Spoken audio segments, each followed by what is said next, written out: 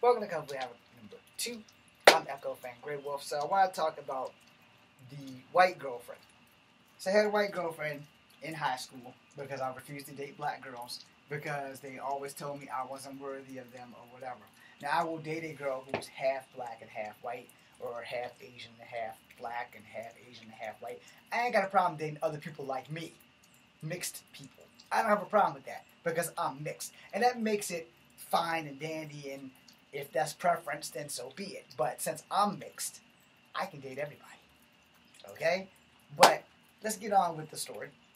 So I had this girlfriend. Her name was Amy. Her last name starts with a B. I was in high school. She went to a different high school. She went to Albemarle. I went to CHS.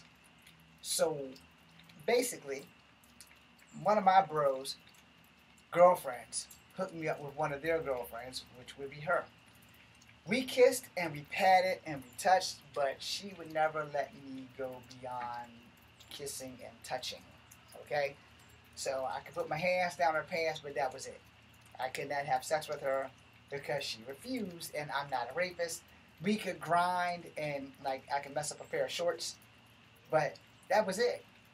So we dated for probably about 2 or 3 months.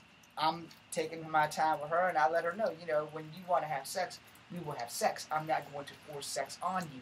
I'm not going to make you feel like you have to be a person to have sex with me. That's not who I am. That's not what I do. I'm trying to be a gentleman all the way to this relationship. So somewhere towards the end of the relationship, she broke up with me over the phone. But the problem was, it wasn't me because I was at work at Keglers. So whoever she broke up with, it wasn't me. And I went home after work thinking I still had a girlfriend, not knowing that I didn't have a girlfriend. And so the next day I'm at work. I got to deal with this guy who is forever calling me chief. And the worst possible thing that can ever happen to any human being in the universe, and you can't make this shit up. My girlfriend, who broke up with me over the phone, brought her new boyfriend, who looks just like me, only taller, to my fucking job. This is a laugh, but I am angry because I'm still reliving it, and it makes me even more mad that I have to relive this just to give you guys an amusement over preference, sexual preference of what color women you want to date, being racist or is it sexual preference. Whatever. Anyway, I'll figure the title out when I go post the video. If you're watching it, it means I've already posted the videos. So anyway, I had to figure out what was going on. She walked past me the first time. And if you dated somebody long enough, you know who they are from profile. You know who they are from the front. You know who they are from the ass. So, first time she walked past me, I hollered and said, Amy. She ain't bothered to give me so much as a backwards look. She knew I worked there because while we were dating, I had given her free food off my meal ticket. Who knew she was about to get a whole lot of new free food today? Anyway, she walked past me the second time. She was by herself both times. It's like, oh, Amy. And she just kept fucking ignoring me. I was like, okay. So either this girl is either playing deaf or it's not her. The third time she walked past, she had her new boyfriend. Again, did I mention that he looked just like me? Like, to the letter. Facial, everything was me. He was just taller and skinnier. That was it. And he was up there in height. He had to be about 6 feet. So I know what I would look like if I was 6 feet and scrawny. And I'm like, yo! So, being the person I am, I called her name again. And so she came up to the thing, and her new boyfriend was in close and tell. I said, what are you doing? You my girlfriend. What are you doing? She said, I broke up with you last night. I was like, what you mean you broke up with me last night? Because I was here. I never called anybody. I didn't call you while I was at work because we don't do that. And we didn't have cell phones. And you think you have to push 0 or 9 to get an outside line for the fucking restaurant? I don't remember. But I know I never called her. I didn't speak to her except for when I went to work Friday to let her know that I was going to work, and I will talk to her Saturday morning. Saturday morning came, I didn't call her because I didn't get home till 2 o'clock that Friday night, and I just slept until it was time to get up and go to work. I missed all the cartoons that morning. That's why I remember that day so well. Anyway, when I got to work, and she had this dude with her, something went haywire in my head. I believe the term is, I fucking snapped.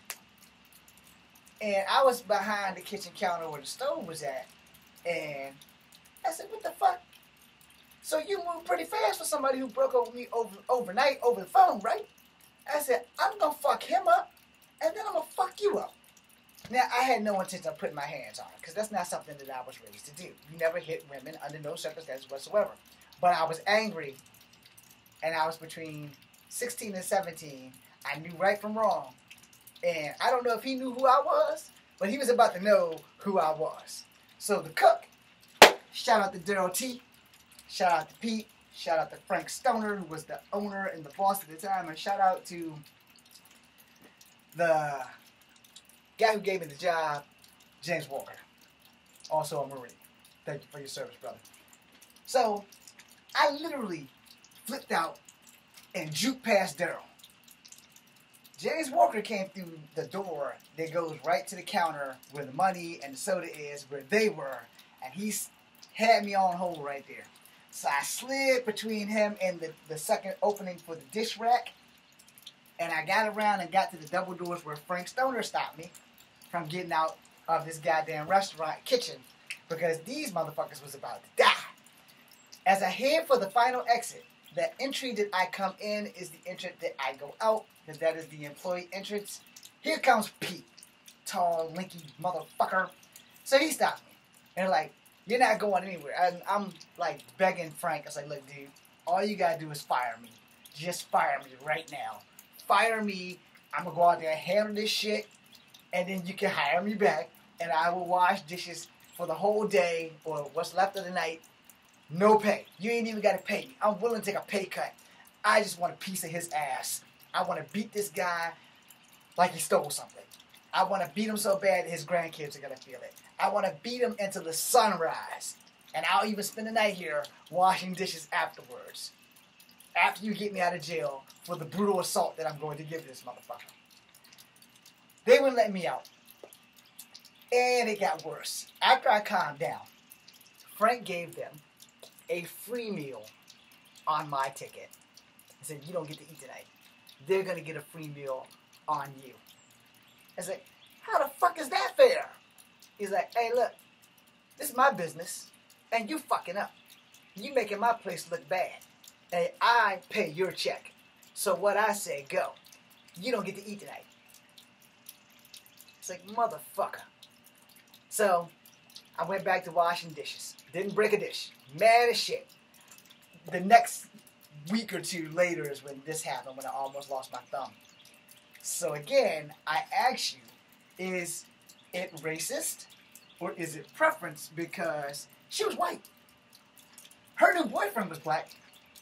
I'm mixed. He was mixed. He looked just like me, only taller. No. So is it racist or is it preference? Is preference racist? This is why I'm on the fence. So years later, I meet another girl.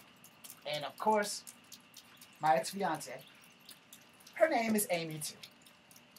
We never had a problem until we broke up. We had little issues, because what relationship doesn't have issues? And every time she broke up with me, she would always call me within an hour, sometimes the next day. And like, look, are we together or are we not together? Because if you're going to break up with me, then I need to know so I can move on. And this yo-yo relationship that I was in with her, and I still have mad love and respect for her, but, you know, I thought she was the love of my life.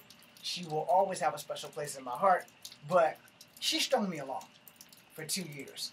I got her rings upstairs because I wanted to marry this girl, and I thought for sure that this shit was going to happen. 36 years old.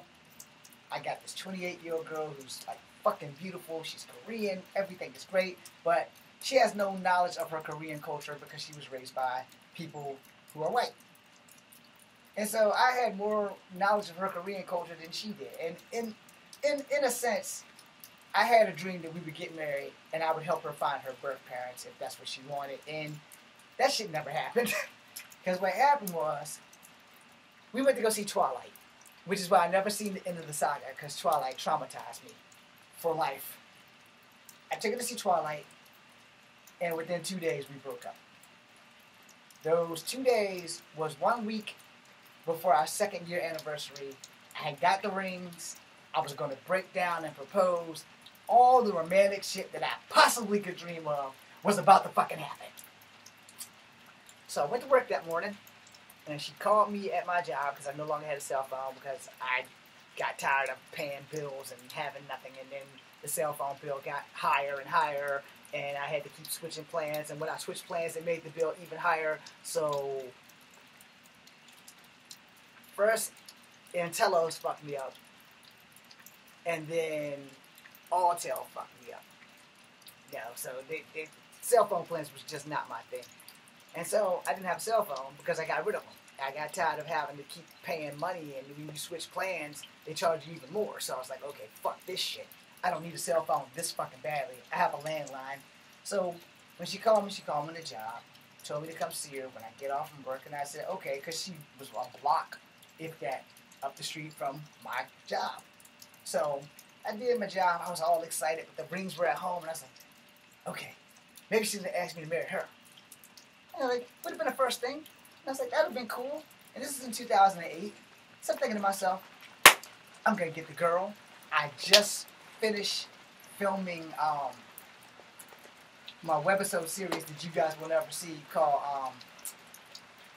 Guardians of the Earth, which was stolen, which I've mentioned on this channel many a times before. If somebody in Alabama has my shit, because my boy Bruce Johnson, instead of just telling me, no, James, I can't edit your shit, he took the computer and the hard drive and he got attacked, and all my shit's somewhere down in Alabama.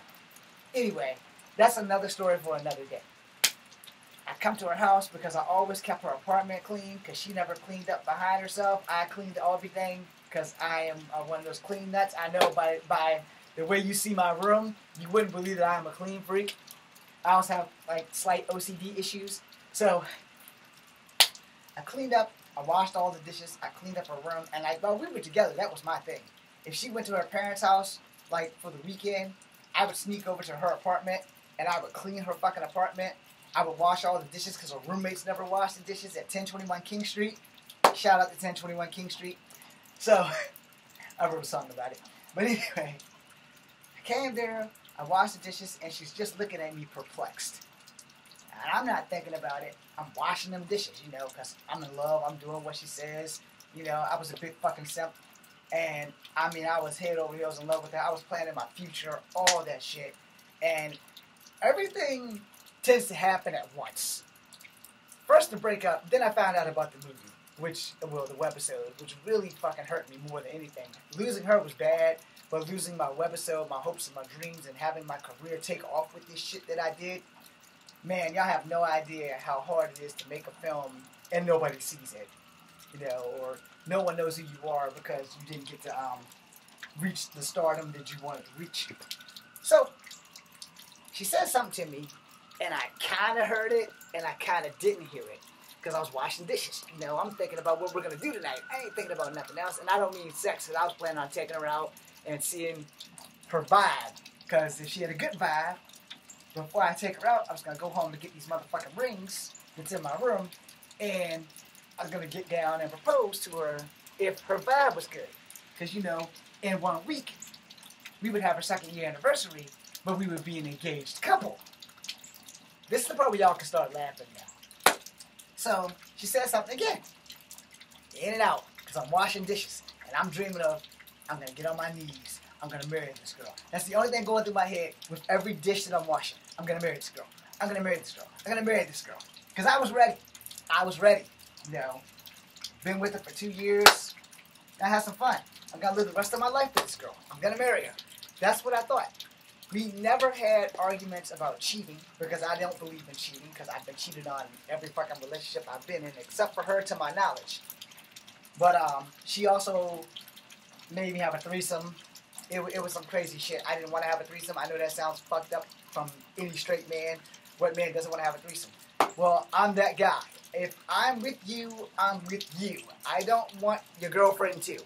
But if we're going to be in those kind of relationships, that's something you need to confirm with me from day one, not a year in. It's like, she really wanted to see me have sex with somebody else, and I was just not for that whatsoever, because that's cheating, and I don't believe in cheating, because I've had some issues with cheating because I've been cheated on. Come find out that my parents were in the cheating thing, which is what led to the divorce, and I'm against that. I'm totally fucking against that. If I'm married to you, I'm married to you. I'm not married to your girlfriend. I might be married to your friend, but I'm married to you.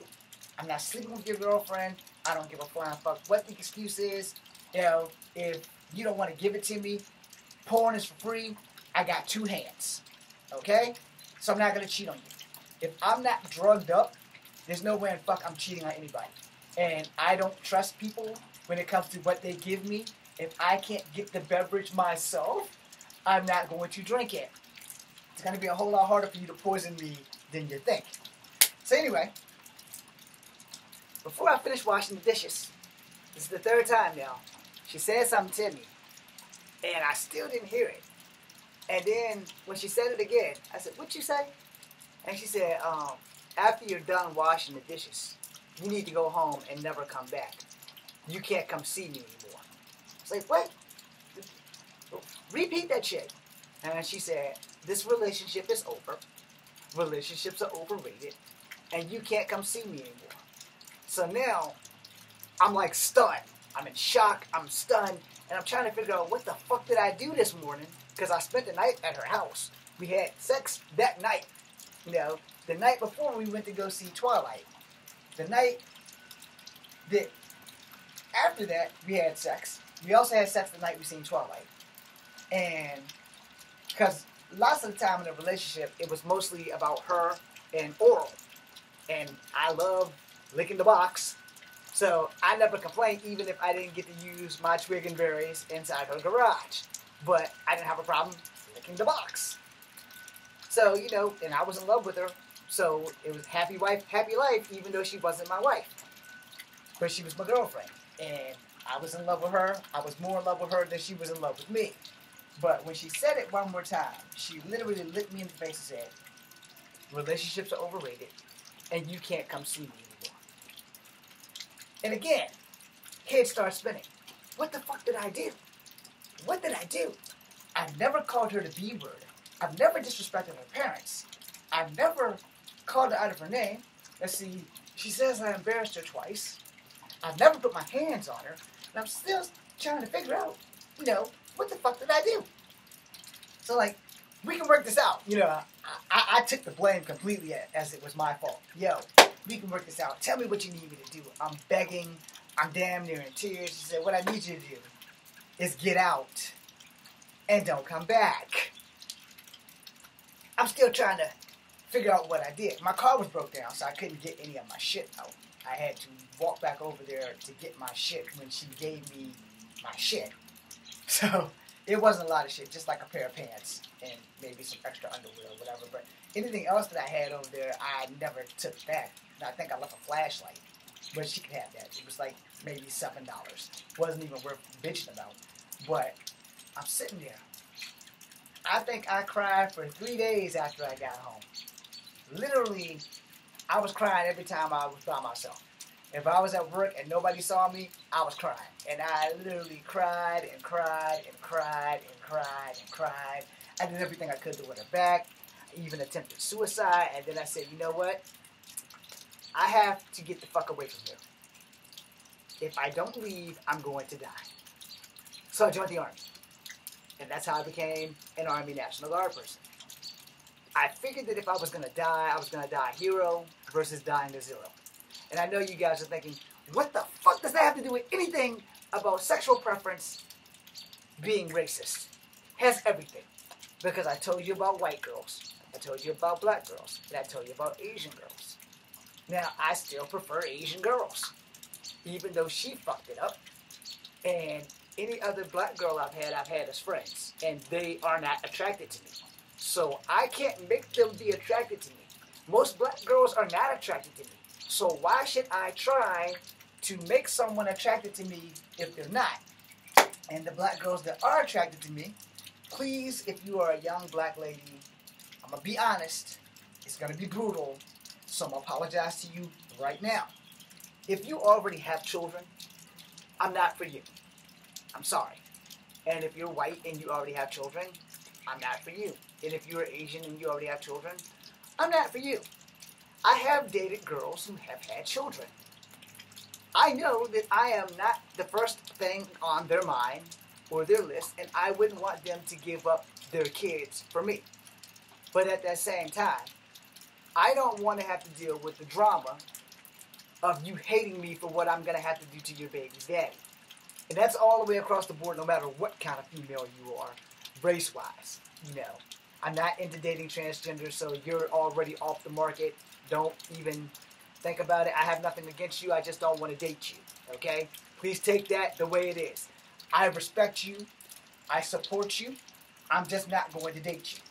We can be friends. I have transgender friends on TikTok, and I respect them, and I treat them just like they are women. I don't dispute the fact that they are women, even though they are trans women. They are still women. I'm just not going to date them. I have nothing against them. I hope that they stay safe, healthy, and well.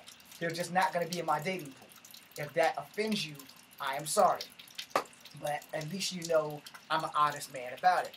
Now, I dated a young lady whose name will be completely anonymous, who had children. It's not for me.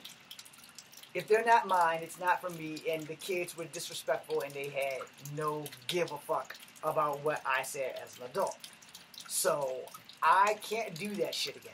I can't.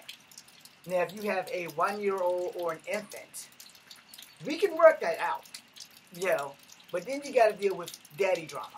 I'm really not down with beating somebody's baby's daddy up, but I'm not gonna just sit there and let that person walk all over top of my ass either. That is not something that I'm just gonna lay there and die for on any given Sunday. No, fuck that shit. Whatever you did with the woman that I'm with, you keep that shit to yourself. Don't bring that shit up to my face because she sucked you off, but she won't suck me off. Okay? I don't need to know what y'all did. That's her past. It's got nothing to do with me and her and our future. And if I'm lucky, one day she may suck me off.